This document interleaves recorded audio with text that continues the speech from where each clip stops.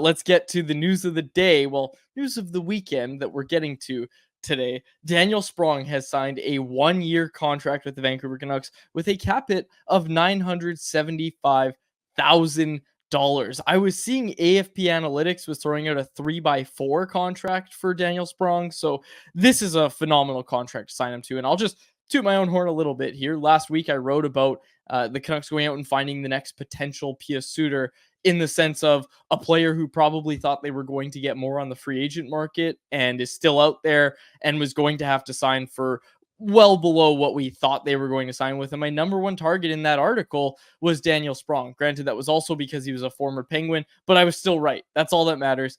Daniel Sprong is a Vancouver Canuck, and it is for a very, very low cap hit. Yeah, we know what he is, right? He's a pure one-dimensional sniper. He's an extremely gifted finisher. The things that he can do with the puck sometimes, especially with the release of his shot, are legitimately high-end. Now, he comes with a lot of warts, right? He's very flawed defensively, and there is that question mark of, okay, as a winger playing for Rick Tocchet, you're going to need to play a tenacious style of hockey away from the puck, right? There are a lot of demands, i.e. wingers have to apply a lot of back pressure through the neutral zone so that the defenders can step up and defend the rush well.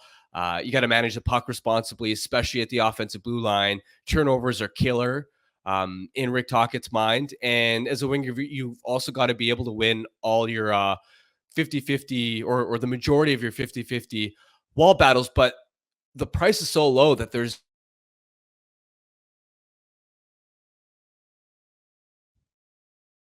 Did we lose Harman? Doesn't fit with this team at all.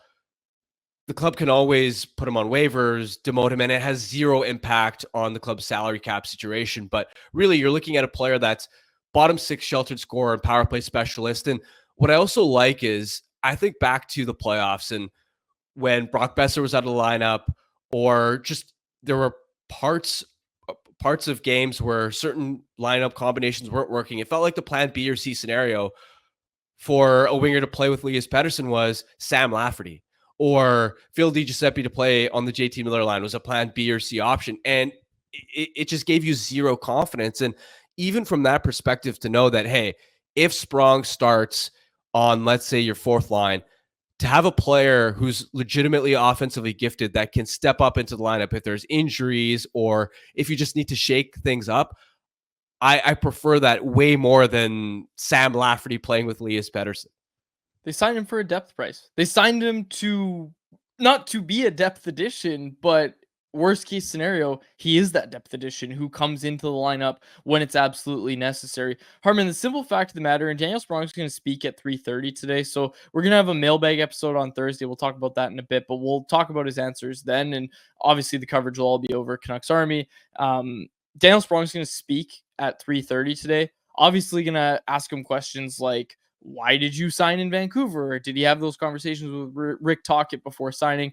All that sort of stuff. I'm very curious to get him wear number 91 in Vancouver as well. But Harman, at the end of the day, if this was a signing of a depth piece at $975,000, and it was like, yeah, they just signed Phil DiGiuseppe 2.0 to play in, as a depth addition, nobody would really think twice about it. But they sign a guy who is a volume shooter, and let's focus on that for a second. This guy takes a ton of shots, and a lot of the free agent acquisitions that the Canucks have made are guys who take a ton of shots. Obviously, they struggled to generate shots late in the season and well into the playoffs. They struggled to get shots on net, so they went out and got a lot of volume shooters.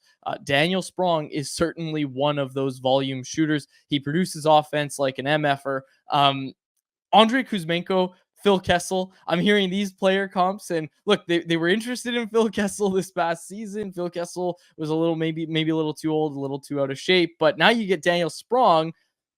How similar is Daniel Sprong to Phil Kessel, Harman? I mean, Phil Kessel was sort of washed if we were talking about adding him last season, right? Daniel Sprong, I think he has more offensive pop at this point. Obviously, Kessel was an amazing elite level player in his prime, but the last year that he was with the Golden Knights, he wasn't as good as Daniel Sprong. So to me, this is not really that comparable. I mean, there are some similarities in the sense that, okay, you're acquiring a guy purely for offensive ability, but I don't really I don't lump Kessel in with the whole Sprong discussion, just because Kessel also, at the point that the Canucks were considering adding him, he hadn't played in several months. Yep. And he was just age wise at the back nine stage of his career. No NHL team wanted him, right? Whereas I imagine with Sprong, yeah, he didn't get a contract until this point, but if it wasn't the Canucks, I bet some other team would have stepped up at a similar price. So I like the possibility of Sprong working out much higher than I like the possibility of Kessel providing them value had they have signed him prior to the trade deadline last season. I know for a fact, and whoever wants to tweet this, go ahead. I know for a fact that Sprong had at least 3 teams, the Canucks included, who were all offering him similar contracts. I don't know if it was more with the other teams, but I do know basically what it came down to for Sprong was a decision between 3 teams that had extended him contract offers. And I think that they all looked pretty similar to what the Canucks ended up offering. So he chose to come to Vancouver. It wasn't like I got nowhere else to go. Again, it's this Pius Suter complex that I brought up earlier last week is the idea that, okay, you want to rebuild your value? Vancouver is the place to do it. People are asking, where is Sprong going to play? We're going to dive into that in our poll question in just a second. But I want to get to this comment from Nabil P in the YouTube live chat, Harm. He said, Sprong screams cheaper Kuzi, but can produce with bottom 6 minutes where Kuzmenko needed to play on the top 6 to produce. So let's dive into that a little bit, because obviously I brought up Kessel. I brought up Andrei Kuzmenko, offense first guy. But again, before we dive into the Kuzmenko thing, the simple fact of the matter is it matters a lot less if your guy is being paid $975,000 and can only do offensive things, whereas Kuzmenko is being paid $5.5 million. That's why it was a problem for the Canucks, right? Like that's why it became a problem for the Canucks, one that they had to offload when they made the trade for Elias Lindholm. Like that's why Andrei Kuzmenko became a problem. It was his cap hit. If Andrei Kuzmenko was paid $975,000 and he didn't play defense, which he doesn't, you probably wouldn't have heard as much about it. Yeah, he would have been in the press box. Yeah, whatever. But you can't have that much inefficient money sitting in the press box. If Daniel Sprong sits in the press box for a game or two, it's not like a huge story in the market, right? Like it's just okay. We kind of expected that this might happen at some point. But again, we haven't heard from Daniel Sprong yet. 3:30 today, he's going to speak. I'm very curious what he ends up saying about, his role, how he sees it fitting, how he sees himself fitting in Vancouver. Yeah, so a couple other things, because I went back and watched some of the tape on Sprong, some of the ways in which he scores. One interesting thing is it's not just that his release can overpower goaltenders, it's also that it's really deceptive. There were a number of goals that he had with the Seattle Kraken where he completely fooled the goaltender, where maybe he's coming down on his off wing on the rush, and he goes 5-hole, and the goalie just looks completely lost, and he maybe gets a piece of it, but it trickles in.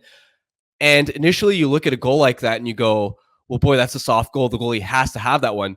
But then when you see it happen over and over and over again, you're like, hold on a second. It's not that the goaltender is just letting up these soft goals. It's that there's a legit skill in that. Sprong's release is hard to read, because sometimes, yeah, he's going to be trying to go high. He's going to be trying to go bar down and trying to score that type of highlight reel goal. But other times off the rush, he's also just willing to quickly flick it straight along the ice and target that 5-hole or even a mid-level sort of height. And that seems to trick goaltenders at times. The other thing I'll point out is I watched specifically the 2022-2023 season sort of tape where he had 21 goals in 66 games. Besides the 6 power play goals, pretty much all the goals he scored, interestingly, were within 5 to 10 seconds of the opposing team turning the puck over. So a lot of it was quick strike. Like I counted 11 of his 15 5-on-5 goals were off the rush. Some of the other ones were a line mate forces a turnover off the forecheck, and they immediately feed Sprong with time and space in and around the slot. There weren't many goals where it's, okay, an extended offensive zone possession, you're cycling the puck, it's a lot of low to high. And that's interesting to me from a fit perspective, because the question that I ask is, can the Canucks create that quick strike environment consistently enough for him, right? Where it's a lot off the rush. It's a lot of attacking against the grain. It's not like the Canucks last season. A big chunk of their offense was, we're going to cycle, we're going to wear it down, a lot of point shots, a lot of tips, a lot of deflections, a lot of rebounds. So that's an interesting wrinkle that I'm going to be keeping an eye on.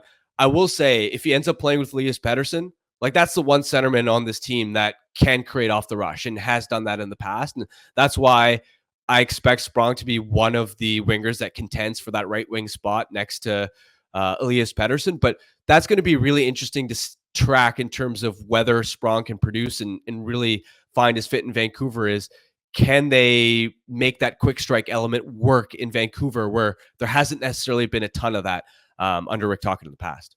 Look, Sprong plays the way that the Canucks want to play more of next year. Like, Rick Tocchet's talked a lot already about wanting to create more off the rush next year, wanting to shoot more, wanting to score more. I know, hot take, wants to score more, but keeping that defensive structure while also figuring out how to score more off the rush. Maybe Daniel Sprong is partly an answer to that. But again, a low risk bet with potentially really high upside. I don't think there's really anybody out there that's like, oh, I hate this signing. And again, it's just because the money is so inconsequential. Like, I think you'd have some negative thoughts on this Sprong contract if it was like 1 year, $2 million. Canucks are in LTIR. They're not able to accrue because they had to get Daniel Sprong. I think maybe it's a different conversation at that point. But again, this is a completely variable cap hit. It just, in the grand scheme of things, it doesn't really matter from a negative perspective, but it could matter a ton in a positive way if Sprong hits in Vancouver. Yeah, it's no risk, modest upside. It's kind of how I view it. And outside of just even strength as well, I really believe that he could give them a major pop on that second unit power play. I remember watching the power play last season, the second unit, and thinking to myself, they're so desperately missing a high-end shooting option from the flank, right? Because let's be honest, Pius Suter has a muffin of a shot. I love the guy to death. He's one of my favorites. I made the campaign for him as unsung hero. He's got a muffin of a shot. Nils Höglander, we all love Nils Höglander, but if we're talking about from the flank, he doesn't have a high velocity shot that can beat set goaltenders. Ilya Mikheyev saw a lot of time from the flank on the second unit power play. Why? I don't know, but we all know he's got the greatest muffin of all time from this Canucks team last year. So it's just, and that's why so often that second unit power play would have to just pass it around, and then it's okay. We're gonna send it back to Hronek at the point for a shot because he's got the hardest one. But you're shooting from so far that it's hard to score that way on the man advantage. So Sprong has a shot that you can build your second unit power play around. He operates from the left half wall, and he's got both a quick catch and release shot, and he can also hammer one-timers. So I really think that could give the second unit a boost, because when we talk about the club's overall power play struggles, I think one of the things that maybe got overlooked a little bit is that the second unit barely ever produced. And when you think about the Canucks' best season as a power play unit, I believe was the 2019-20 campaign, the first time they made it back into the playoffs after a long time, the first year of JT Miller, Tyler Myers. That second unit chipped in with, I think it was like 18 or 20 goals over the course of the season. They got a ton of production, and a lot of it was Adam Gaudette and Tanner Pearson. They're providing finishing talent. You looked at the numbers this past season, and Vancouver's second unit, even relative to other power plays where the second unit didn't get a lot of ice time, still underperformed a lot, because one of the biggest sort of counter arguments to the point of, oh, well, the second unit doesn't produce is, well, they don't get a lot of ice time. But you would look at like Florida's second unit, Edmonton's second unit, a lot of these other second units around the league that don't get a lot of ice time, even they'd produce a lot more. So I really expect Sprong to give them a boost there as well. That's why you're the second unit. That's the job. The job is to produce in limited minutes. If you were better at hockey, you would be the first unit. Like, that's the whole point of the second unit. So I'm glad you brought that up. The idea of, oh, well, they don't have a ton of ice time. Because for years, for years, it's felt like the second unit has basically just been the island of misfit toys. Like, Teddy Bluger was a regular on the second power play unit. Hey, again, love me some Teddy Bluger, but probably not the best option on your second power play unit. It goes back. I'll bring up an old Chris Faber take that I will go to my grave defending because it's absolutely correct. You don't need a center on your second power play unit. You just don't need one. You're not going to ice the puck. Like, if you ice the puck, what are you doing? You shouldn't be on the ice at all if you're icing the puck with a power play. And then otherwise you can send a center out and then get them off the ice. Like, you don't need a center on the second power play unit. So Daniel Sprong should provide them some identity on the second power play unit. And I'm glad you brought that up. Let's get to our conversation about where Sprong's going to play. It kind of segues perfectly into our poll question. But before we do that, I want to tell you about another one of our sponsors, and that would be 4 Winds Brewing. More specifically, Juxtapose. Looking for something hoppy for your fridge? We recommend you check out the 4 Winds Juxtapose IPA. A 2-time silver medal winner at the World Beer Cup, this juicy IPA is tropical and funky at the same time. Available at liquor stores across the province or for home delivery anywhere in BC through the online shop at 4windsbrewing.ca. Locally owned and operated in Delta, British Columbia. Be sure to go check them out. Like I said, 4windsbrewing.ca. All right, Harman.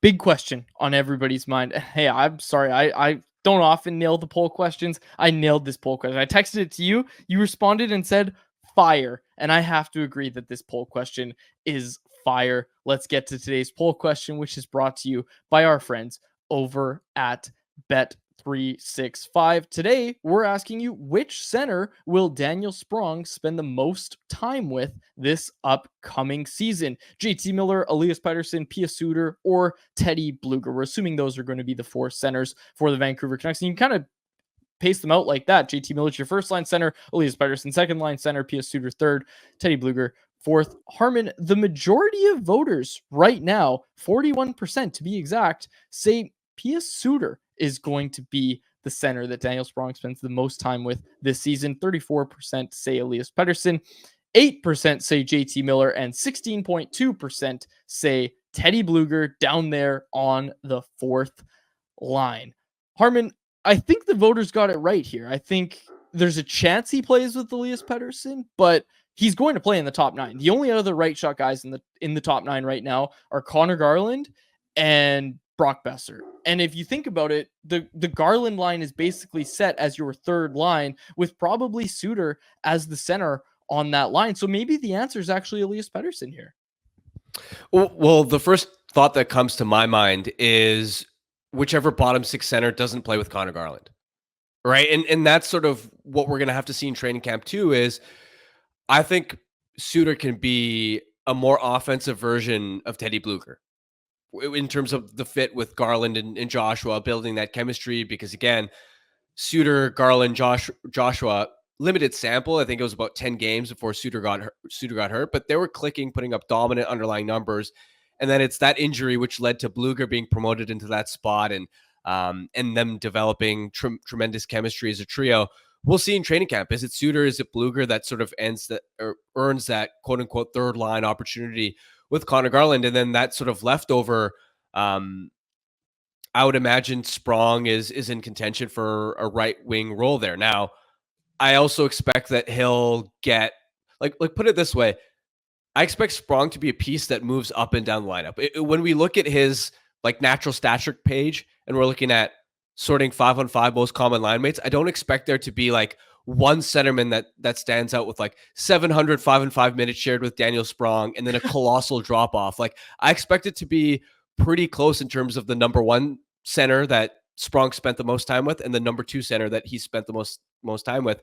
So I would expect some type of split where number 1 is the bottom 6 center that doesn't play with Connor Garland, and then number 2 being Elias Pettersson. That's kind of what comes to mind for me, because we know Miller and Besser are sort of a match. They're unlikely that Sprong gets much opportunity there.